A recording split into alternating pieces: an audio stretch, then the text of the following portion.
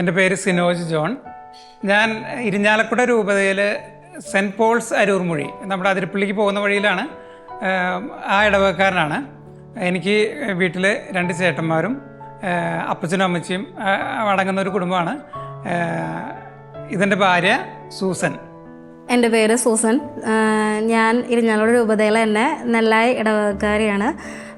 എൻ്റെ പപ്പ കല്യാണത്തിന് മുമ്പ് ഒരു ആക്സിഡൻറ്റിൽ മരിച്ചു. മമ്മിയുണ്ട്. ഞാൻ ഒറ്റ മോളാണ്. ഞങ്ങൾക്ക് 4 മക്കളാണ്. മൂത്തവളുടെ പേര് ജോവിറ്റ സെലിൻ, രണ്ടാമത്തോള് ജെസിക്ക അന്ന, മൂന്നാമത്തോള് ജെനീവ റോസ്, 4ാമത്തത് മോനാണ്. മോൻ്റെ പേര് ജോസഫ് ജോൺ. പണ്ട് കാലത്തൊക്കെ കുറേ മക്കളുണ്ടായിരുന്നു എല്ലാ കുടുംബങ്ങളിലും. ചെറിയ ദാരിദ്ര്യം കഷ്ടപ്പാടൊക്കെ നിറഞ്ഞ കുടുംബങ്ങളായിരുന്നു കൂടുതലും. അപ്പോൾ അവിടെ ഒരുപാട് ഗ്രേസ് പലപ്പോഴും നമുക്ക് പഴയ കാലങ്ങളിൽ നമുക്ക് നോക്കിക്കഴിഞ്ഞാൽ കാണാൻ പറ്റും. അപ്പോൾ ആ ഒരു ഗ്രേസ് മക്കൾ ഉണ്ടായിക്കഴിഞ്ഞാൽ ഓട്ടോമാറ്റിക്കലി നമ്മുടെ കുടുംബത്തിലേക്ക് വരുമെന്നുള്ളൊരു ഉറച്ചൊരു ബോധ്യം ഉണ്ട്. പിന്നെ മക്കൾ ദൈവത്തിൻ്റെ ദാനമാണല്ലോ. ദൈവം തരുന്ന സമ്മാനം അത് ഏറ്റവും പ്രശസ്തമായ സമ്മാനമാണ് ദൈവം നമുക്ക് തരുള്ളൂ. അതുകൊണ്ട് തന്നെ മക്കൾ സ്വീകരിക്കാൻ അത് തന്നെയാണ് ഏറ്റവും വലിയ കാരണം. ഞാൻ ഒറ്റമോളായിരുന്നു.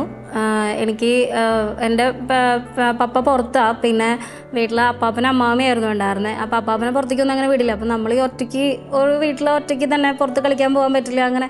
അപ്പോൾ നമുക്ക് അതിനൊരു ഭയങ്കര സങ്കടമായിരുന്നു. അപ്പോൾ പെണ്ണ് കാണാൻ വന്നപ്പോൾ തന്നെ ആൾ പറഞ്ഞു ആൾക്ക് ഒരുപാട് മക്കൾ വേണം എന്നൊക്കെ പറയുമ്പോൾ നമുക്ക് ഭയങ്കര സന്തോഷമായി. കാരണം എനിക്ക് ഒന്നൊരു വിഷമം മക്കൾക്ക് ഉണ്ടാവാൻ പാടില്ല. അവർക്ക് അനിയത്തിമാർ ചേട്ടന്മാർ അങ്ങനെയൊക്കെ ഉണ്ടാവുകയാണെങ്കിൽ അത് നല്ലതാണല്ലോ എന്നുള്ളതുകൊണ്ട് എനിക്കത് ഭയങ്കര ഒരു താല്പര്യമായിരുന്നു. അപ്പോൾ ഒരുപാട് മക്കളാകുമ്പോൾ നമുക്കത് ഭയങ്കര ഒരു സന്തോഷമാണ്. വീട്ടിലാണെങ്കിലും ഭയങ്കര ഒരു സന്തോഷവും ഭയങ്കര ഒരു കളിയും ചിരിയും അങ്ങനത്തെ ഒരു സന്തോഷത്തിൻ്റെ ഒരു ഇതായിരിക്കും നമുക്ക്.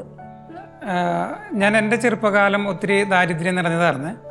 ഒരു പക്ഷേ ഞാനിപ്പോൾ ആയിരിക്കുന്ന അവസ്ഥ എന്ന് പറഞ്ഞാൽ കർത്താവ് ഒത്തിരി അനുഗ്രഹിച്ച് ഒരു പൊസിഷനിൽ ഇപ്പോൾ നിൽക്കുന്നത്. കാരണം വളരെ ദാരിദ്ര്യത്തിൽ നിന്ന് കടന്നു വന്ന് ഇപ്പോൾ വളരെ സന്തോഷത്തോട് കടന്നു പോകണം. പക്ഷേ ഞാൻ കുറച്ച് നാളായിട്ട് എനിക്ക് ജോലി ഇല്ലാതിരിക്കുന്ന ഒരവസ്ഥയാണ്.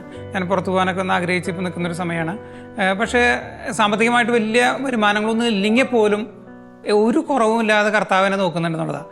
എനിക്ക് തോന്നുന്നു ഈ സമയങ്ങളിലാണ് കർത്താവിൻ്റെ സ്നേഹം ഏറ്റവും കൂടുതൽ അടുത്തറിയാൻ പറ്റുന്നത്. കാരണം എല്ലാ കാര്യങ്ങളും കറക്റ്റ് സമയത്ത്, ഒരുപക്ഷെ മാനുഷികമായ ബുദ്ധിയിൽ നമ്മൾ ചിന്തിക്കുമ്പോഴൊക്കെ നടക്കില്ല എന്ന് വിചാരിക്കുന്ന കാര്യങ്ങൾ പക്ഷേ കറക്റ്റ് സമയത്ത് നടത്തും.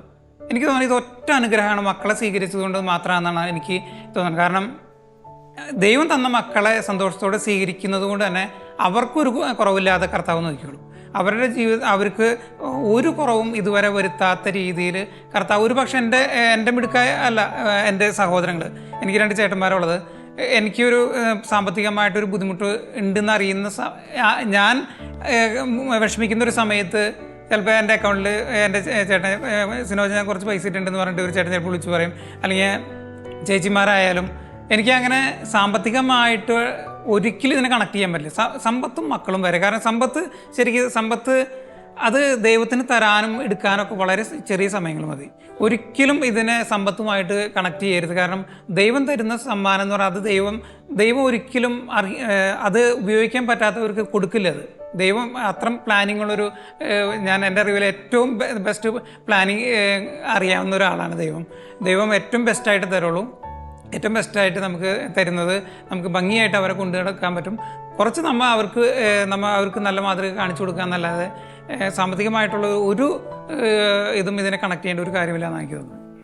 അമ്മ മനമറിയും പൈതൽ സ്വർഗ സമ്മാനം, നന്മ നിറകുടമേ പൈതൽ സ്നേഹ സന്ദേശം, പാരിടത്തിനു ജീവനായവനാൺമമേകിടാം, നീതിമാനവരേശുനാഥന് കൂടൊരുക്കിടാം, പൂർമ്മസുന്ദരിയായതും തുമ്മഞ്ഞ് പാരിൽ പെയ്തതും പാന്നിലവിനലിഞ്ഞു നാഥന് തരട്ട് പാടന.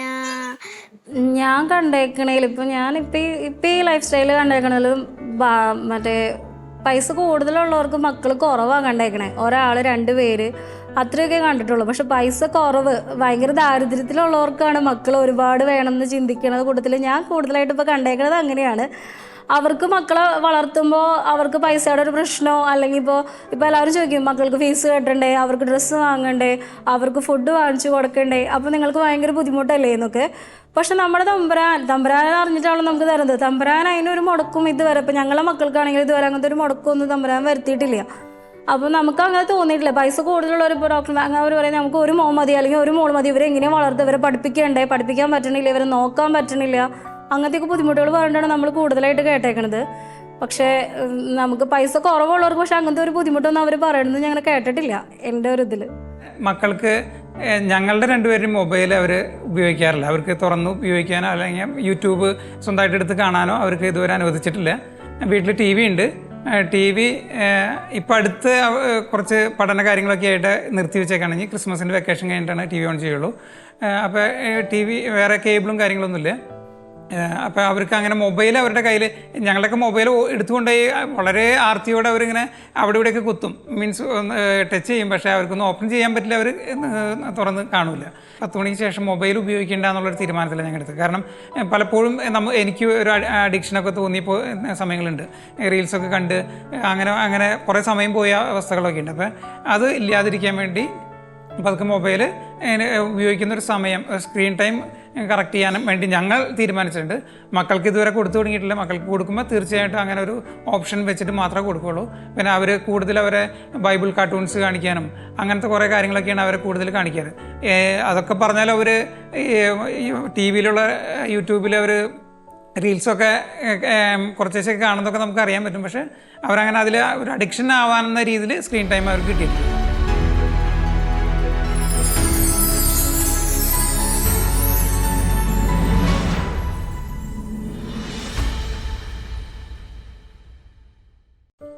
മതബോധനവുമായി ബന്ധപ്പെട്ട് കുട്ടികളെ വളരെ അത്ര അത്യാവശ്യം ഉള്ള കാര്യം ഉണ്ടെങ്കിൽ മാത്രമാണ് അവരെ കാറ്റഗിസം അങ്ങനെ ഒഴിവാക്കാൻ പരമാവധി നമ്മൾ കാറ്റഗിസത്തിന് വളരെ ഇമ്പോർട്ടൻസ് കൊടുത്തിട്ട് തന്നെയാണ് നമ്മൾ ഈ ഒരു കാലഘട്ടത്തിൽ 2 വർഷം ഒരു GC യൂത്തിൻ്റെ ഓൾ കേരള മിനിസ്ട്രിയുമായി കുറച്ച് ഉത്തരവാദിത്തങ്ങളുള്ളത് കൊണ്ട് ഞങ്ങൾക്ക് പല യാത്രകളുണ്ടാവും. പക്ഷേ എങ്കിൽ പോലും മക്കളെ അവിടെ കാറ്റഗിസത്തിന് കൊണ്ടുപോകാനുള്ള എല്ലാ സജ്ജീകരണങ്ങളൊക്കെ ചെയ്തിട്ടൊക്കെയാണ് ഞങ്ങൾ പോവാറ്. അതുപോലെ തന്നെ അവരെ വീട്ടിൽ അവരെ കാറ്റഗിസം പഠിപ്പിക്കുന്നത് ഒരു നല്ല ഏറ്റവും നല്ല രീതിയിൽ പഠിപ്പിക്കുന്നത് എൻ്റെ വൈഫിൻ്റെ മമ്മിയും കൂടിയാണ് അവരെ കാറ്റഗിസം പഠിപ്പിക്കുകയും കാര്യങ്ങളൊക്കെ ചെയ്യാറ്. നമുക്ക് പറ്റുന്ന കാര്യം എന്ന് പറഞ്ഞാൽ അവിടെ പഴയ ബൈബിളിലുള്ള പഴയ നിയമത്തിലെ പല ബൈബിൾ സ്റ്റോറീസ് യൂട്യൂബിലൊക്കെ വെച്ച് കൊടുക്കും. അപ്പോൾ അങ്ങനെ പല കാര്യങ്ങളും അവർക്ക് നോഹയുടെ കാര്യങ്ങളും അങ്ങനെ മോശയുടെ അങ്ങനെ ഒരുപാട് കാര്യങ്ങൾ അവർക്ക് ഓൾറെഡി കണ്ടിട്ടുണ്ട്. അപ്പോൾ ആ കാര്യങ്ങളൊക്കെ അവർക്ക് അറിയാം. പിന്നെ ബൈബിൾ വചനങ്ങൾ പഠിപ്പിക്കാൻ നോക്കും. ആത്മീയമായി ബന്ധപ്പെട്ട കാര്യങ്ങളിൽ അവരെ മീറ്റിങ്ങുകളാവാം അല്ലെങ്കിൽ ധ്യാനങ്ങൾക്ക് പരമാവധി സ്ഥലങ്ങളിലേക്ക് ഞങ്ങൾ അവരെയും കൊണ്ട് പോവുള്ളൂ. കുടുംബം ഒരുമിച്ചേ പോവുള്ളൂ. കാരണം അത് ഞാൻ മാത്രമല്ല, എൻ്റെ കുടുംബം ഒരുമിച്ച് അത് കേൾക്കാനും അത് പങ്കുവയ്ക്കാനും സാധിക്കുന്നൊരവസ്ഥയാണ്. ഞാനും എൻ്റെ കുടുംബവും യഹോവയെ പ്രഘോഷിക്കുന്ന ജോഷയുടെ പുസ്തകത്തിൽ പറയുന്ന പോലെ സാധിക്കുന്നിടത്തൊക്കെ കുടുംബമായിട്ടാണ് തന്നെ പോവാറ്. അതൊക്കെ അവരുടെ ആത്മീയ വളർച്ചയ്ക്ക് വളരെ കാര്യമായിട്ട് ഗുണം ചെയ്യുന്നറിയാം. പിന്നെ ഞങ്ങളുടെയൊക്കെ ആഗ്രഹം വിദ്യാഭ്യാസം ഇന്നത്തെ കാലഘട്ടത്തിൽ വിദ്യാഭ്യാസം വളരെ ഇമ്പോർട്ടൻ്റ് ആണ്. പക്ഷേ വിദ്യാഭ്യാസത്തിലുപരി അവർക്ക് ദൈവത്തെ കാണിച്ചു കൊടുക്കണം എന്ന് ആഗ്രഹിക്കുന്നവരാണ്. കാരണം ദൈവത്തെ കണ്ട് അറിഞ്ഞവർക്ക് പിന്നെ ബാക്കി ദൈവം കൊടുക്കുന്ന ജ്ഞാനോ അല്ലെങ്കിൽ ദൈവം കൊടുക്കുന്ന കഴിവുകൾ എല്ലാം വളരെ നിസ്സാരമായിട്ട് അവർക്ക് കിട്ടും. അപ്പോൾ ദൈവത്തെ കാണിച്ചു കൊടുക്കുക എന്നുള്ളതാണ് ഞങ്ങൾ ഏറ്റവും ഇമ്പോർട്ടൻ്റ് ആയിട്ട് കാണുന്നത്. അവരെ നല്ല മനുഷ്യരായിട്ട് ജീവിക്കുക, ഒരു മനുഷ്യനായിട്ട് കാണാൻ പറ്റണം, നല്ല ഒരു വിശുദ്ധരായി മാറ്റാനായിട്ട് ശ്രമിക്കുക എന്നുള്ളതാണ്. അതിന് ഒത്തിരി ഞങ്ങൾ മാറേണ്ടതുണ്ട്. അത് എത്രത്തോളം ഞങ്ങൾക്ക് പറ്റുന്നൊന്നും ഞങ്ങൾക്കറിയില്ല. പക്ഷേ ഞങ്ങൾ അതിനു വേണ്ടിയാണ് ഞങ്ങൾ ജീവിക്കുന്നത്.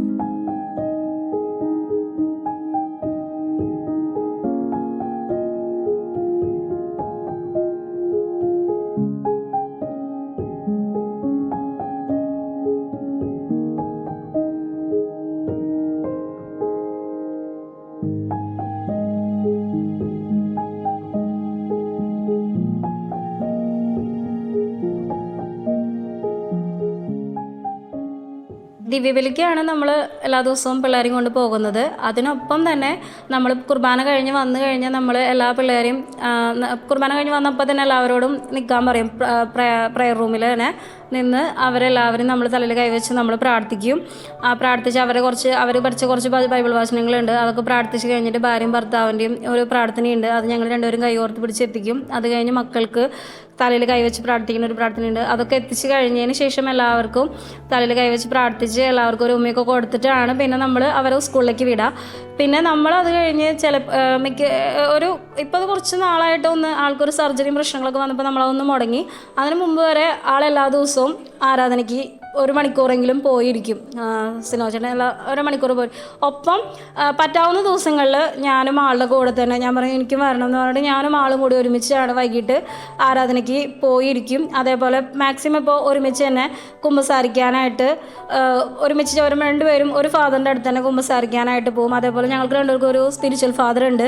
അപ്പം നമുക്ക് എന്തെങ്കിലും വിഷമങ്ങളോ ബുദ്ധിമുട്ടുകളോ അങ്ങനെ എന്തെങ്കിലുമൊക്കെ പ്രശ്നങ്ങൾ വരുമ്പോൾ നമ്മൾ അച്ഛൻ്റെ അടുത്ത് പോകും, കാര്യങ്ങളൊക്കെ പറയും, അച്ഛൻ്റെ ഉപദേശങ്ങളൊക്കെ കേൾക്കും. അപ്പോൾ അതേപോലെ ജീവിതത്തിൽ കാര്യങ്ങളൊക്കെ ഒന്ന് ചെയ്യാനായിട്ട് നമ്മൾ ശ്രമിക്കും. അങ്ങനെയാണ് ഇപ്പോൾ ഒരു ലൈഫ് ഇങ്ങനെ പോകുന്നത്. ഇപ്പോൾ കല്യാണം കഴിഞ്ഞിട്ട് 9 വർഷമായി. പക്ഷേ എന്താ പറയുക, നമ്മളിപ്പോൾ സ്നേഹം മാത്രമല്ലല്ലോ, ഇടയ്ക്ക് ഇത്തിരി കശപിശയും കാര്യങ്ങളൊക്കെ ഉണ്ടാവും, ഇത്തിരി സൗന്ദര്യപ്പണക്കങ്ങളും കാര്യങ്ങളൊക്കെ ഉണ്ടാവും. പക്ഷേ ആ ഒരു സൗന്ദര്യപ്പണക്കം എന്ന് പറയുന്നത് ഇപ്പോൾ മാക്സിമം നമ്മൾ പിള്ളേരുടെ മുമ്പിൽ വെച്ച് തലൂടാണ്ട് നോക്കും. പണ്ട് നമ്മൾ ചിലപ്പോൾ പിള്ളേർ മുമ്പിൽ വെച്ചിട്ട് അറിയാം, അപ്പോൾ പിള്ളേർ പറയും അപ്പനെ ചീത്ത പറയല്ലേ, അല്ലെങ്കിൽ അമ്മനെ ചീത്ത പറയല്ലേ, അങ്ങനെയൊക്കെ പറയും. ഇപ്പം നമ്മൾ പിള്ളേരില്ലാണ്ട് നമ്മൾ ഒറ്റയ്ക്ക് നിൽക്കുമ്പോഴായിരിക്കും ചിലപ്പോൾ നമ്മൾ കശപിശ അല്ലെങ്കിൽ എന്തെങ്കിലും സൗന്ദര്യ പിണക്കങ്ങളൊക്കെ ഉണ്ടാവും. പക്ഷേ ആ ഒരു പിണക്കം ഉണ്ടായാൽ തന്നെ ഒരു ദിവസം അല്ലെങ്കിൽ 1.5 ദിവസത്തിന് വിട്ട് നമ്മളത് പോവില്ല. അത് പോകാതിരിക്കാൻ നമുക്ക് പറ്റില്ല. പെട്ടെന്ന് ഞാൻ തന്നെ ഓടി ചെന്ന് ചിലപ്പോൾ ഞാൻ സോറി പറയും. ഇപ്പം നമ്മുടെ ഭാഗത്ത് തെറ്റല്ല അല്ലെങ്കിൽ ആളുടെ ഭാഗത്ത് തെറ്റല്ല, എന്തായാലും ഞാൻ തന്നെ ഓടിപ്പോയി സോറി പറഞ്ഞ് ആ പിണക്കം വേഗം അങ്ങോട്ട് തീർക്കും. നമുക്ക് അങ്ങോട്ട് വെച്ച് അങ്ങനെ മുന്നോട്ട് പോകാനായിട്ട് നമുക്ക് പറ്റില്ല. പിന്നെ പിള്ളേർക്കാണെങ്കിലും വന്ന് പറയാം അമ്മ അപ്പനോട് സോറി പറ, അല്ലെങ്കിൽ അപ്പൻ മിണ്ടണില്ല അമ്മ അപ്പനോടൊന്ന് അമ്മ ചിരിക്കാൻ പറയമ്മ, അല്ലെങ്കിൽ അമ്മ പോയി ഒന്ന് ചിരിച്ച അമ്മ ഒന്ന് സോറി പറയമ്മ, അമ്മ ഒരു ഉമ്മ കൊടുക്കാമ്മ എന്നൊക്കെ പറഞ്ഞ് പിള്ളേരായിട്ട് വന്ന് നമ്മുടെ അടുത്ത് പറയും. അപ്പോൾ എന്താ പറയുക, പിള്ളേർക്കും നമ്മളങ്ങനെ പിണങ്ങിയിരിക്കുന്നതും വലിയ ഇഷ്ടമുള്ള കാര്യമല്ല. പിള്ളേർക്കും അത് ഭയങ്കര ഒരു സങ്കടമാണ് നമ്മളങ്ങനെ മിണ്ടാണ്ടിരിക്കുന്നതും കാര്യങ്ങളൊക്കെ. പല വൈദികരും പറഞ്ഞ് കേട്ടിട്ടുണ്ട്, വിവാഹം എന്നത് വീഞ്ഞിൻ്റെ പോലെയാണ്, ഇരിക്കുന്തോറും ഒരു സ്ട്രോങ് ആവുന്ന അല്ലെങ്കിൽ ബോണ്ട് വർദ്ധിക്കുന്നുള്ളത് കുറച്ചൊക്കെ നമ്മൾ ശ്രദ്ധിച്ചാൽ നമുക്കും അങ്ങനെ ആവാൻ പറ്റുന്നുള്ളത് ഞങ്ങളുടെ ജീവിതത്തിൽ വലിയൊരു തെളിവാണ്. കാരണം ഞാൻ ഇടയ്ക്ക് ഇങ്ങനെ ആലോചിക്കും, പണ്ടത്തെ വെച്ച് നോക്കുമ്പോൾ എനിക്ക് സൂസിനോടുള്ള സ്നേഹം എനിക്ക് ഒത്തിരി കൂടിയിട്ടുണ്ട്. പണ്ട് കുറേ നാളുകളായിട്ട് എനിക്ക് പെട്ടെന്ന് ദേഷ്യം വരുന്ന ആളാണ്. ദേഷ്യം വന്നു കഴിഞ്ഞാൽ എനിക്ക് കൺട്രോൾ ചെയ്യാൻ പറ്റാത്ത അവസ്ഥകളൊക്കെ ഉണ്ട്. പക്ഷേ എന്തുകൊണ്ടോ ഇപ്പോൾ കുറേ നാളുകളായിട്ട് എനിക്ക് അങ്ങനെ ദേഷ്യപ്പെടാൻ പറ്റാറില്ല. എനിക്ക് എൻ്റെ മക്കളെ പേടി, മക്കളുടെ മുമ്പിൽ വെച്ച് കുറച്ചൊക്കെ ഞാൻ ദേഷ്യപ്പെട്ട എൻ്റെ ബുദ്ധിമുട്ടുകൾ എനിക്ക് എൻ്റെ മനസ്സിൽ ഭയങ്കര വിഷമം ഉണ്ടാക്കിയിട്ടുണ്ട്. അപ്പോൾ ഇപ്പോൾ മക്കളുടെ മുമ്പിൽ വെച്ച് എനിക്ക് ദേഷ്യപ്പെടാൻ തോന്നാറില്ല. പിന്നെ ഞങ്ങൾ ഒരുമിച്ച് കുറച്ച് യാത്രയൊക്കെ ചെയ്യും. ഞാൻ പറയും മക്കളെ അവിടെ വിട്ടേക്ക്, നമുക്ക് രണ്ടുപേർക്കൊന്ന് അവർ അവരുടെ ലോകത്തിൽ അവർ ജീവിച്ചോളും. ഞാനും ഭാര്യ ഒരുമിച്ച് പോയി ഒന്ന് ഒരു ചെറിയ ജ്യൂസ് കുടിക്കുക, അല്ലെങ്കിൽ ഒരുമിച്ച് ഞങ്ങൾ ഒന്ന് പുറത്ത് പോയി കുറച്ച് നേരം സംസാരിക്കുക. ചിലപ്പോൾ കാറിൽ ഞങ്ങൾ ഒരുമിച്ച് പോകുമ്പോൾ ഞങ്ങൾ എപ്പോഴും ഞങ്ങൾ പരസ്പരം സംസാരിക്കുന്നത് എങ്ങനെയാണ് നമ്മൾ ആത്മീയ ജീവിതത്തിൽ അപ്ഡേറ്റ് ചെയ്യുക, കുറച്ചും കൂടി ഒരു പടി മുന്നോട്ട് എങ്ങനെ പോകാൻ പറ്റാമെന്നുള്ള കാര്യങ്ങളൊക്കെ ചർച്ച ചെയ്യാറുണ്ട്. ഈ അടിയും പ്രശ്നങ്ങളൊക്കെ ഉണ്ടെങ്കിലും ഒരു പരിധിവരെ ഞങ്ങളുടെ സ്നേഹത്തിൽ ഒരു കുറവും വന്നിട്ടില്ല. പ്രശ്നങ്ങളൊക്കെ ഉണ്ടാവും, പക്ഷേ അതിലുപരി നമുക്ക് സ്നേഹിക്കാനും ആ പ്രശ്നങ്ങളെ അപ്പുറത്ത് നമുക്ക് സ്നേഹിച്ച് തിരിച്ചു പിടിക്കാനൊക്കെ പറ്റും. മക്കൾ കൂടുതലുണ്ടാകുമ്പോൾ ഏറ്റവും വലിയൊരു കാര്യം എന്ന് പറഞ്ഞാൽ ഈ മാതാപിതാക്കൾ, ഞാൻ എൻ്റെ ജീവിതത്തിൽ ഞാൻ ആദ്യമേ ചിന്തിച്ചൊരു കാര്യം ഇത് തന്നെയാണ് കേട്ടോ. മക്കൾ ധാരാളം ഉണ്ടെങ്കിൽ ഓട്ടോമാറ്റിക് മാതാപിതാക്കൾ വിശുദ്ധരായി മാറും. കാരണം മക്കളുടെ മുമ്പിൽ നമുക്ക് പല ദേഷ്യങ്ങളും നമുക്ക് അവരുടെ മുമ്പിൽ ദേഷ്യപ്പെടാൻ പറ്റില്ല. കാരണം പിന്നെ എത്ര വലിയ വിഷമം നമുക്ക് പുറത്തുണ്ടെങ്കിലും വീട്ടിലേക്ക് കയറി വന്ന് ഇവരുടെ ചിരിയും ഇവരുടെ കളിയൊക്കെ കാണുമ്പോൾ നമ്മളുടെ എല്ലാ വിഷമങ്ങളും മാറും. വളരെ കൂടിയായിരിക്കും. അപ്പോൾ ഭാര്യയും ഭർത്താവും തമ്മിലുള്ള സ്നേഹം വളരെയധികം കൂടാനായിട്ട് മക്കളും ഈ കുടുംബമായിട്ട് ഒരുമിച്ച് അത് ഭയങ്കരമായിട്ട് സഹായിക്കും. ഈ ഒരു കുടുംബത്തോടൊപ്പം ഈ ഒരു വലിയൊരു കുടുംബത്തിൽ ജീവിക്കുമ്പോൾ വലിയ പ്രശ്നങ്ങളില്ലാതെ ജീവിക്കാനാണ് ഇതുവരെ ഞങ്ങളുടെ അനുഭവത്തിൽ തോന്നിയിട്ടുള്ളത്. അത് ഓരോ വർഷം ചെല്ലും തോറും നമുക്കതിൻ്റെ ഒരു ഗ്രേസ് കൂടി വരുന്നതായിട്ട് നമുക്ക് ഫീൽ ചെയ്തിട്ടുണ്ട്.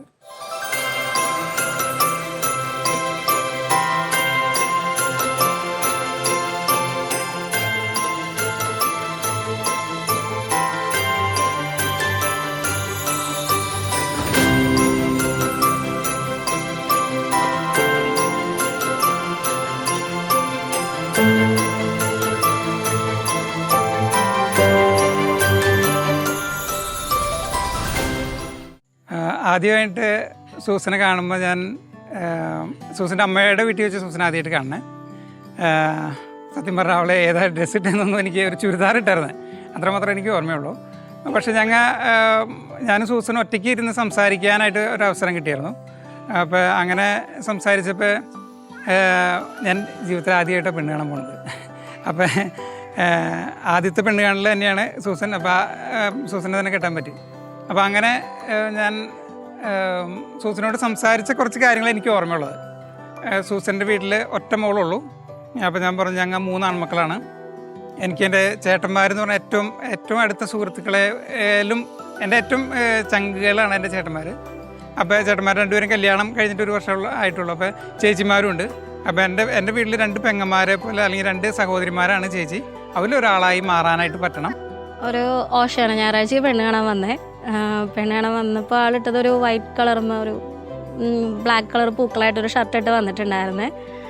പെണ്ണ് കാണാൻ വന്ന് ഞങ്ങൾക്ക് ഒറ്റയ്ക്ക് ഇരുന്ന് സംസാരിക്കാമെന്ന് പറഞ്ഞു കഴിഞ്ഞപ്പോൾ ആൾ പറഞ്ഞൊരൊറ്റൊരു കാര്യമാണ്, എനിക്ക് ഒരുപാട് മക്കൾ വേണമെന്ന് ആൾ പറഞ്ഞിരുന്നു. ഒരു 15 പിള്ളേരെങ്കിലും വേണമെന്ന് പറഞ്ഞു. അപ്പം ഞാൻ ഒറ്റ മോളെ എൻ്റെ വീട്ടിൽ, എനിക്ക് വേറെ ചേട്ടനും അനിയനും ആരുമില്ല. അപ്പോൾ എനിക്ക് ആ ഒരു കാര്യത്തിൽ എനിക്ക് ഭയങ്കര സന്തോഷമായി. കാരണം എനിക്ക് ഒരുപാട് പിള്ളേർ വേണം. കാരണം ഞാൻ ഒറ്റ മോളായതിൻ്റെ ആ ഒരു വിഷമം എനിക്ക് നന്നായിട്ടുണ്ട്. അപ്പോൾ ആ ഒരു കാര്യത്തിൽ ഞാൻ ഓക്കെ ആയിരുന്നു. സൂസൻ നല്ല കെയറിങ് ആണ്. പിന്നെ മക്കളുടെ കാര്യം എല്ലാ കാര്യങ്ങളും ഭംഗിയായിട്ട് നോക്കുന്നത്, അവരെ പഠിപ്പിക്കുന്നതും അവരുടെ എല്ലാ കാര്യങ്ങളും നോക്കുന്നത് സൂസനാണ്. അപ്പോൾ പിന്നെ വീട്ടിലാണെങ്കിലും വീട്ടിലത്തെ ബാക്കിയുള്ള ഉത്തരവാദിത്തങ്ങളും മിനിസ്ട്രിയിൽ ഞാൻ മിനിസ്ട്രി കാര്യങ്ങളൊക്കെ ചെയ്യുമ്പോൾ പല ഉത്തരവാദിത്തങ്ങളും ഞാൻ ചെയ്യുന്നതിനേക്കാൾ ഭംഗിയായിട്ട് സൂസൻ ചെയ്യും. പിള്ളേരെ ആണെങ്കിലും ഇപ്പം ഞാനില്ല എന്ന് വെച്ചിട്ടുണ്ടെങ്കിലും പിള്ളേരൊക്കെ നല്ല രീതിയിൽ കാര്യങ്ങളൊക്കെ നോക്കിക്കോളും. അവരെ കുളിപ്പിക്കുക, അവരെ ഡ്രസ്സ് മാറ്റിക്കുക, പള്ളി കൊണ്ടുപോവുക ഒക്കെ ഈ 4 പേരെയായാലും ആള് ഒറ്റയ്ക്ക് ഹാൻഡിൽ ചെയ്തോളും, കുഴപ്പമില്ലാത്ത രീതിയിൽ ചെയ്തോളും. പലരും ചിന്തിക്കുന്ന ഒരു കാര്യമുണ്ട്, വിവാഹം കഴിച്ച പെട്ടുപോകുന്നു, അങ്ങനെ ഒരു ചിന്തയുണ്ട്. ഞാൻ പറയുകയാണെങ്കിൽ അതല്ല അതിൻ്റെ ഒരു കാര്യം. വിവാഹം കഴിച്ചു കഴിഞ്ഞാലും ഭാര്യയും മക്കളൊക്കെ ആയിട്ടുള്ള വലിയൊരു സന്തോഷത്തിൻ്റെ ഒരു സമയമുണ്ട്. സത്യം പറഞ്ഞാൽ ഞാൻ അത് അനുഭവിച്ചുകൊണ്ടിരിക്കുക. ഭാര്യയും 3-4 മക്കളൊക്കെ ആയിട്ട് ജീവിക്കുമ്പോൾ കിട്ടുന്ന സുഖം എനിക്ക് തോന്നണേ ഒറ്റയ്ക്ക് നിന്നാ കിട്ടില്ല. ഇപ്പം നമ്മൾ പുറത്ത് കാണുന്നവരുടെ പോലെ ആയിരിക്കണം എന്നില്ലല്ലോ. നമുക്ക് കിട്ടണ പങ്കാളി എങ്ങനെയാണെന്നുള്ളത് നമുക്ക് കിട്ടിക്കഴിഞ്ഞാലേ നമുക്ക് അറിയാൻ പറ്റുള്ളൂ. ശരിക്കും നമ്മൾ എന്താ പറയുക, നമ്മൾ പ്രാർത്ഥിച്ച് ഒരുങ്ങി നമുക്ക് ദൈവം നമുക്ക് ചേർന്നവരാണെങ്കിൽ തന്നെ നമുക്ക് ദൈവം തരുള്ളൂ. നമുക്ക് യോജിച്ച് നമുക്ക് അത് സ്യൂട്ടാണ് എന്ന് തോന്നുന്നവരാണെങ്കിൽ തന്നെ ദൈവം നമുക്ക് തരുള്ളൂ. ഒത്തിരി ഗ്രേറ്റ്ഫുൾ ആയിട്ടുള്ളൊരു സമയമാണ് മക്കളും ഭാര്യയും എല്ലാവരും ഒരുമിച്ചുള്ളൊരു സമയം. അപ്പോൾ എന്തുകൊണ്ടും എത്രയും പെട്ടെന്ന് വിവാഹം കഴിക്കുക, സാധിക്കുന്നവർ കഴിക്കുക, നല്ല പ്രായത്തിൽ വിവാഹം കഴിക്കാൻ പറ്റുക എന്നുള്ളത് ഏറ്റവും വലിയ ഭാഗ്യം. ആ ഒരു നമുക്ക് ജീവിതാവസാനം വരെ നമുക്കത് സഹിക്കാനും ഇതിനൊക്കെ പറ്റുമെന്ന് ദൈവത്തിന് മനസ്സിലാക്കി തന്നെയാണ് ദൈവം തരുള്ളൂ. അതിന് വിട്ട് ദൈവം ഒരു ഇത് തരില്ല എന്നാണ് എൻ്റെ വിശ്വാസം. ഒരുമിച്ച് ഞാൻ കല്യാണം കഴിഞ്ഞൊരു 3 മാസത്തിന് ശേഷം തന്നെ ഞങ്ങൾ ഒരുമിച്ച് ഫ്ലൈറ്റിൽ പോയായിരുന്നു. ഞങ്ങൾ ഡൽഹിയിലേക്ക് ആദ്യം പോയി, അത് കഴിഞ്ഞ് പിന്നെ അവിടുന്ന് മറ്റേ ഭുവനേശ്വർക്ക് ഒറീസയിലേക്കാണ് പോയേ. അവിടെ ആയിരുന്നു ഒരു 2 ആഴ്ചയോളം അവിടെ ഞങ്ങൾക്കൊരു ട്രിപ്പായിരുന്നു. ഒരു കസിൻ അനിയത്തിനെ കൊണ്ടുവന്നാക്കാൻ വേണ്ടി പോയതാണ്. അങ്ങനെ അതൊരു ഭയങ്കര ഒരു ഹാപ്പി ആയിരുന്നു. അവിടേക്കായിരുന്നു ഫസ്റ്റ് കല്യാണം കഴിഞ്ഞിട്ട് ആദ്യം പോയായിരുന്നത്. പിന്നെ പിള്ളേരൊക്കെ ആയി കഴിഞ്ഞ് പിന്നെ പിള്ളേരുടെ കൂടെയായിരുന്നു ട്രിപ്പുകൾ. ഇങ്ങനെ അങ്ങനെ വലിയ ട്രിപ്പുകളല്ലെങ്കിലും ചെറിയ ഈ കേരളത്തിന് പുറത്തേക്ക് പിന്നെ അങ്ങനെ അധികം പോയിട്ടില്ല. പിന്നെ ഇപ്പോഴാണ് 4ാമത്തെ ആളും കൂടെ ആയപ്പോഴാണ് ഒന്ന് പുറത്തേക്ക് പോയി തുടങ്ങിയത്. കുറേ നാളുകളായിട്ട് ഈശോയിൽ തന്നെ ഒരു ട്രസ്റ്റ് ചെയ്ത് ജീവിക്കുന്നതാണ്. അപ്പോൾ ഒരു പക്ഷേ ഒരു പരിധി വരെ എൻ്റെ ജീവിതം മുന്നോട്ട് നീക്കുന്നത് ക്രിസ്തു തന്നെയാണെന്നുള്ള ഉറച്ച ബോധ്യമുണ്ട്. അതുകൊണ്ട് തന്നെയാണ് ഞാൻ എൻ്റെ ജീവിതത്തിൽ ഞാൻ രാവിലെ എഴുന്നേൽക്കുമ്പോൾ തന്നെ അതൊരു കർത്താവ് ഇന്നത്തെ ഒരു ദിവസം ഞാൻ തന്നെയാണ്, അത് ഏറ്റവും ഭംഗിയായിട്ട് ഇന്ന് കടന്നു പോകാനായിട്ട് എന്നെ സഹായിക്കണമെന്ന് പറയും. പിന്നെ പരമാവധി കുർബാന കുറേ നാളുകളായിട്ട് ഞങ്ങൾ കുർബാന മുടക്കാറില്ല. ഞാനും ഭാര്യയും മക്കളും ഞങ്ങൾ ഒരുമിച്ച് കുർബാനയ്ക്ക് പോകാൻ പറ്റാറുണ്ട്. അപ്പോൾ കുർബാന മുടക്കാത്തത് തന്നെയാണ് ഞങ്ങളുടെ ജീവിതത്തിലെ ഏറ്റവും വലിയൊരു സന്തോഷം. ഓരോ ദിവസം സ്വീകരിക്കുന്ന ഈശോ ഹൃദയത്തിലുണ്ട് എന്നുള്ളൊരു ബോധ്യം തന്നെയാണ് നമ്മളെ വഴി നടത്തുന്നത്. ഈ ലോകത്തിൽ നടക്കുന്ന എത്ര മല പോലെ വരുന്ന പ്രശ്നങ്ങളുണ്ടെങ്കിൽ പോലും എൻ്റെ ഹൃദയത്തിൽ ഞാൻ ഇന്ന് സ്വീകരിച്ച ക്രിസ്തു എൻ്റെ ഹൃദയത്തിലുണ്ട് എന്നുള്ളൊരു ബോധ്യം തന്നെയാണ് വഴി നടത്താനായിട്ട് സഹായിക്കുന്നത്. ഞാനും യേശുവായിട്ടുള്ളൊരു ബന്ധം എന്ന് പറഞ്ഞാൽ നമ്മളെന്നും വിശുദ്ധ കുർബാന മുടക്കില്ല. നമ്മുടെ ജീവിതത്തിൽ നമുക്ക് ആ വിശുദ്ധ കുർബാന മുടക്കി കഴിഞ്ഞാൽ നമുക്ക് ഭയങ്കര ഒരു ഡിസ്കംഫേർട്ടാണ് അന്നത്തെ ദിവസം മൊത്തം. അത് കാലത്ത് തന്നെ നമുക്ക് കുർബാനയ്ക്ക് മാക്സിമം പോകാൻ പറ്റുകയാണെങ്കിൽ അതാണ് ഞങ്ങൾക്ക് ഏറ്റവും വലിയ സന്തോഷം. പിന്നെ നമുക്ക് പറ്റുന്നതെന്ന് പറയണത് പിള്ളേർ പോയി കഴിഞ്ഞാൽ ചിലപ്പോൾ ഒന്ന് കൊന്തെത്തിക്കാൻ പറ്റുക ആ ഒരു സമയം ഉണ്ടെങ്കിൽ നമുക്ക് കൊന്തെത്തിക്കാൻ പറ്റണമെങ്കിൽ കൊന്തെത്തിക്കും. പിന്നെ 4ാമത്തെ മോളുള്ള കാരണം നമുക്ക് അത്രയും ചിലപ്പോൾ പറ്റിയെന്ന് വരില്ല. പിന്നെ വൈകിട്ട് എല്ലാവരും കൂടി ഒരുമിച്ച് ഒരു കുടുംബ പ്രാർത്ഥന. പിന്നെ കാലത്ത് കുർബാന കഴിഞ്ഞ് വന്നു കഴിഞ്ഞാൽ ഉടനെ തന്നെ ഞങ്ങൾ എല്ലാവരും കൂടി ഇരുന്നിട്ടൊരു പ്രാർത്ഥനയുണ്ട്. എല്ലാവരും കൂടി നിന്ന് ഒരു പ്രാർത്ഥന എത്തിക്കും. കുറച്ച് അവർ പിള്ളേർ കുറച്ച് ബൈബിൾ വചനം പഠിച്ചിട്ടുണ്ട്, അതൊക്കെ പറയും. അങ്ങനെ എല്ലാവരും തലയിൽ കൈവച്ച് പ്രാർത്ഥിച്ച് കഴിഞ്ഞിട്ടാണ് പിള്ളേരെ നമ്മൾ എല്ലാവരും പരസ്പരം ഉമ്മയൊക്കെ കൊടുത്തിട്ടാണ് നമ്മൾ പറഞ്ഞേക്കുക. അങ്ങനെയാണ് ഒരു ഇഷ്യൂ ആയിട്ടുള്ളൊരു ബന്ധം നമുക്കുള്ളത്. ഇപ്പോൾ എനിക്ക് കിട്ടുന്ന ഒരു സമ്പത്തിൻ്റെ ഞാൻ മിനിമം 10%. ഞാനങ്ങനെ 10% എന്നുള്ള കണക്കിലല്ല, പരമാവധി കൂടുതൽ കൊടുക്കാനായിട്ട് ഞാൻ എപ്പോഴും ശ്രദ്ധിക്കാറുണ്ട്. അത് ഒരു പക്ഷേ ചിലപ്പോൾ എൻ്റെ മിനിസ്ട്രിയിലേക്കുള്ള യാത്രകളാവാം, പാവപ്പെട്ടവരെ കാണുമ്പോൾ സഹായിക്കുന്നതാവാം, പള്ളിയിൽ നേർച്ചയിടുന്നതാവാം. ഇപ്പോൾ പള്ളിയിൽ പെട്ടെന്നൊരു ആവശ്യം വന്നാൽ പള്ളിയിൽ കൊടുക്കാറുണ്ട്. ഒരു പാവപ്പെട്ടവനെ പെട്ടെന്നൊരു കണ്ടു കഴിഞ്ഞാൽ അല്ലെങ്കിൽ ചിലപ്പോൾ അങ്ങനെ ഒരു പ്രത്യേകിച്ച് സ്ട്രെച്ചർ ഇല്ലെങ്കിൽ പോലും ഞാനൊരു കിട്ടുന്ന എനിക്ക് കിട്ടുന്ന വരുമാനത്തിൻ്റെ മിനിമം 10%. അത് കിട്ടുന്ന ആ ഒരു സാഹചര്യം അനുസരിച്ച് അത് എപ്പോഴും കൊടുക്കാനായിട്ട് ശ്രമിക്കും. അത് കൊടുത്ത് ഒത്തിരി അനുഭവങ്ങളുണ്ടായിട്ടുണ്ട് ഞങ്ങളുടെ ലൈഫിൽ. ഞങ്ങൾക്ക് അങ്ങനത്തെ ഇപ്പോൾ മക്കളായി ചിലർ നമ്മളോട് ചോദിക്കുമ്പോൾ ഇത്രയും പിള്ളേരില്ലേ, നിങ്ങൾക്ക് ഭയങ്കര ബുദ്ധിമുട്ടല്ലേ, പിള്ളേരെ നോക്കണം, അടുത്തടുത്ത പ്രസവങ്ങൾ വന്നു, ഭയങ്കര ബുദ്ധിമുട്ടുകളല്ലേ എന്നൊക്കെ ചോദിക്കും. പക്ഷേ ഞങ്ങളുടെ ലൈഫിൽ ഞങ്ങൾ ഭയങ്കര ഹാപ്പിയാണ്. ഇത്രയും അടുത്തടുത്ത് പിള്ളേരുകളായാലും നമുക്ക് അവരുടെ ഒരു സന്തോഷം നമുക്ക് കാണുമ്പോൾ, അവരുടെ ഒരു കളിയും ചിരിയൊക്കെ കാണുമ്പോൾ നമ്മുടെ ലൈഫിലെ പകുതി വിഷമങ്ങൾ നമുക്ക് അങ്ങോട്ട് മാറിപ്പോവും. നമുക്കുള്ള വിഷമങ്ങളോ ടെൻഷനൊക്കെ വന്ന് ഇവർ വന്ന് എന്തെങ്കിലും ചോദിച്ച് ഇവർ വന്ന് നമ്മുടെ അടുത്ത് വന്ന് ഒരു കളിച്ചിരിയൊക്കെ കാര്യങ്ങൾ കേൾക്കുമ്പോൾ നമ്മുടെ മനസ്സിലുണ്ടായിരുന്ന വിഷമങ്ങളോ അല്ലെങ്കിൽ ആ ഒരു ബുദ്ധിമുട്ടോ ഒക്കെ നമ്മുടെ മനസ്സിൽ നിന്ന് ഇങ്ങനെ പതുക്കെ അങ്ങോട്ട് മാറിപ്പോവും. കാര്യങ്ങൾ ഹാൻഡിൽ ചെയ്യാനായിട്ട് നമുക്ക് അങ്ങനെ അത്ര വലിയ പ്രശ്നങ്ങളൊന്നുമില്ല. കാരണം കാലത്ത് പിള്ളേരെ നമ്മളെ ഏൽപ്പിക്കുക, എല്ലാ ദിവസവും ഏൽപ്പിക്കണ പോലെ തന്നെ. പക്ഷേ അവരെ നേരത്തെ ഏൽപ്പിക്കണം, 5 മണിയാകുമ്പോൾ ഏൽപ്പിക്കുക. അവരെല്ലാ ദിവസവും കാലത്ത് ഞങ്ങൾ മുടങ്ങാണ്ട് പള്ളി പോവും. അതാണ് എല്ലാ ദിവസവും, ഒറ്റ ദിവസം മുടങ്ങാണ്ട് പള്ളി പോവും. അപ്പോൾ കാലത്ത് അവരൊരു 5:30 ഒക്കെ ആകുമ്പോൾ ഏൽപ്പിച്ച് 6 മണിയുടെ കുർബാനയ്ക്ക് ഞങ്ങൾ അവരെ കൊണ്ടുപോകും, പള്ളിയിൽ കുർബാനയ്ക്ക് കൊണ്ടുപോകും. പിന്നെ കുർബാന കഴിഞ്ഞ് വന്നപ്പോൾ തന്നെ അവർ 7:40 ആകുമ്പോൾ വണ്ടി വരും. അപ്പോൾ ഡ്രസ്സൊക്കെ മാറ്റിച്ചായിരിക്കും കൊണ്ടുപോവുക. വന്ന് പിന്നെ മമ്മി അതുകൊണ്ട് ചിലപ്പോൾ പള്ളിയിലേക്ക് വരില്ല, പിള്ളേർക്ക് ഫുഡ് റെഡിയാക്കാൻ. എന്നിട്ട് പിന്നെ ഫുഡൊക്കെ റെഡിയാക്കി അവർ പള്ളിയിലേക്ക് പറഞ്ഞയക്കുക. അങ്ങനത്തെ നമുക്ക് മക്കൾ ഒരുപാടുള്ള നമുക്ക് പ്രശ്നങ്ങളുള്ള കാരണം നമുക്ക് അങ്ങനെ വലിയ ബുദ്ധിമുട്ടുകൾ ഇപ്പോൾ അപ്പച്ചനും അമ്മച്ചിയുടെ ആയിരുന്നായാലും നമുക്ക് ഭയങ്കര സപ്പോർട്ടാണ്. നമുക്ക് അപ്പച്ചനായാലും അമ്മച്ചിയായാലും എല്ലാ കാര്യത്തിനും ഭയങ്കര ഹെൽപ്പാണ്.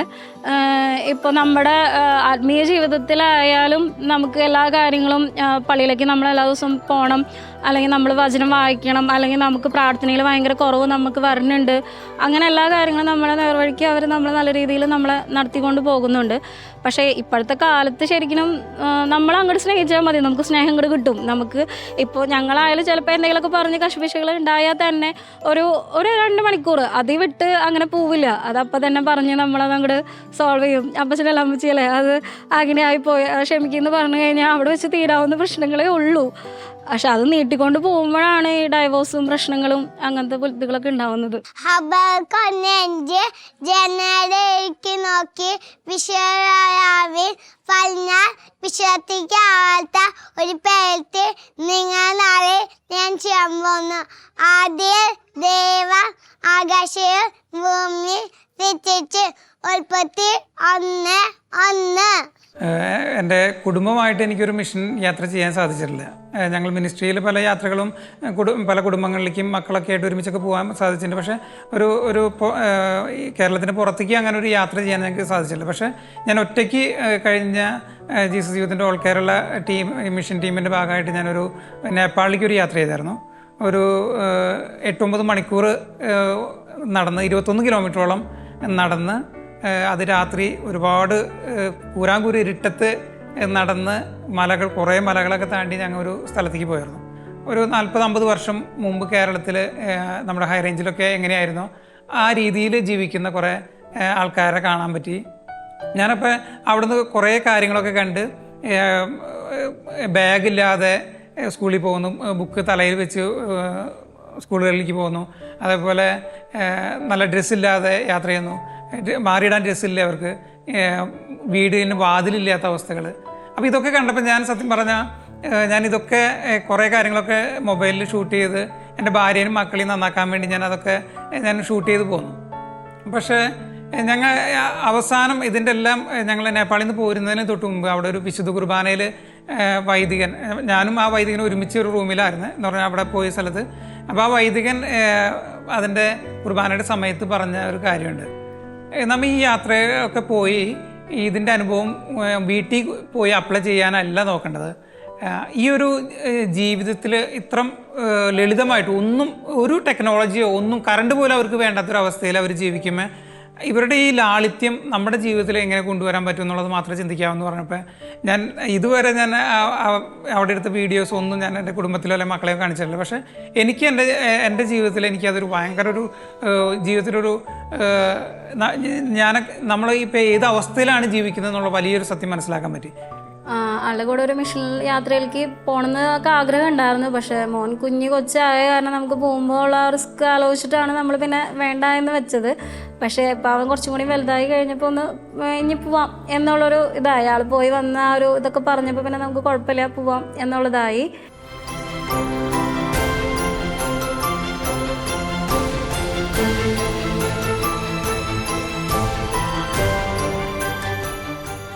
ക്രിസ്മസ് വെച്ചാൽ ഞങ്ങൾക്ക് ഭയങ്കര ഹാപ്പി ആയിട്ടുള്ള ഇരട്ടി മധുരമാണ് ഞങ്ങളെ വെച്ച് നോക്കുമ്പോൾ ഞങ്ങളുടെ ലൈഫിൽ. കാരണം ഞങ്ങളെ മൂത്ത മോളുണ്ടായത് ക്രിസ്മസിൻ്റെ തലേ ദിവസമാണ്, 24-ാം തീയതിയാണ് അവളെ ഞങ്ങൾക്ക് കിട്ടിയത്. അതേപോലെ ഞങ്ങളുടെ മൂന്നാമത്തെ മോള് ഞങ്ങൾക്ക് ഉണ്ടായത് ക്രിസ്മസിൻ്റെ പിറ്റേ ദിവസമാണ്. അപ്പോൾ ഞങ്ങളുടെ എന്താ പറയുക, 2 പേരുടെ ഇതിന് സമയത്ത് ഞാൻ ക്രിസ്മസ് ആഘോഷിച്ചത് ആശുപത്രിയിൽ വെച്ചിട്ടാണ്. പക്ഷേ ഞങ്ങൾക്കത് ഭയങ്കര ബ്ലെസ്സിങ്ങാണ്. അപ്പോൾ ഒരാളോട് പറയും നീ യേശുവിൻ്റെ ചേച്ചിയാണതും, ഒരാളുടെ അടുത്ത് പറയും യേശുവിൻ്റെ അനിയത്തി ആയിട്ടുള്ള, അങ്ങനെയാണ് കറക്റ്റ് എന്ന് ഇങ്ങനെ പറയും അവരുടെ അടുത്ത്. എനിക്ക് തോന്നുന്നു ഈ ഒരു കാലഘട്ടം ക്രിസ്മസിൻ്റെ ഒരു സമയമാണ്. ക്രിസ്മസ് എന്ന് പറയുന്നത് ശരിക്കും നമുക്ക് ഈശോയെ മറ്റുള്ളവർക്ക് കാണിച്ചു കൊടുക്കാൻ പറ്റുന്ന ഒരു നല്ലൊരു സമയമാണ്. കാരണം ഈശോ ജനിക്കുന്ന ഒരു സമയം, ലോകം മുഴുവൻ ഒരു ആഘോഷിക്കുന്ന ഒരു സമയമാണ് ക്രിസ്മസ്. അതേപോലെ തന്നെ നമുക്ക് നമ്മളുടെ ഒരു ക്രൈസ്തവ വിശ്വാസത്തിൽ വളരെ ഇമ്പോർട്ടൻ്റ് ആണ് ദൈവത്തിന് സമാനമായ മക്കളെ സ്വീകരിക്കുക എന്നുള്ളത്. ഈ സമയങ്ങളൊക്കെ വിവാഹം കഴിഞ്ഞവരായിരിക്കാം, അല്ലെങ്കിൽ മക്കൾക്ക് വേണ്ടി ഒരുപാട് നാൾ കാത്തിരിക്കുന്നവർക്ക് ആയിരിക്കാം. അവരൊക്കെ ചെയ്യേണ്ട ഏറ്റവും വലിയ കാര്യം എന്ന് വെച്ചാൽ മക്കളെ സ്വീകരിക്കാനുള്ള കൃപയ്ക്ക് വേണ്ടി പ്രാർത്ഥിക്കുക. ദൈവം തരുന്ന സമ്മാനമാണ്, അത് സ്വീകരിക്കാനുള്ള കൃപയ്ക്ക് വേണ്ടി പ്രാർത്ഥിക്കുക. തക്ക സമയത്ത് നിങ്ങൾക്ക് മക്കളെ കിട്ടുന്നുള്ളതാണ്.